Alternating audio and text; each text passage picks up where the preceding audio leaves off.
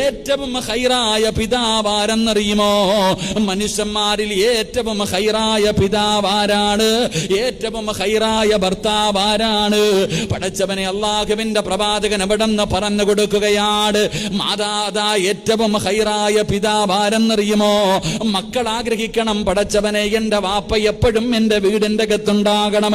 വാപ്പ വെളിയിലേക്ക് പോയി കഴിഞ്ഞാൽ പടച്ചവനെ വാപ്പ വന്നാ മതിയായിരുന്നു. ഭാര്യ ആഗ്രഹിക്കുകയാണ്, എന്റെ ഭർത്താവ് വന്നിരുന്നെങ്കിൽ എത്രയോ നല്ലതായിരുന്നു, എന്റെ ഭർത്താവ് എപ്പോഴും എന്റെ കൂടെ ഇരുന്നെങ്കിൽ എത്രയോ നല്ലതായിരുന്നു. അങ്ങനെ ഭാര്യയും മക്കളും പറയുന്ന മനുഷ്യനാണ്, ഭാര്യ പറയുന്ന മനുഷ്യനാണ് ഏറ്റവും നല്ല ഭർത്താവ്.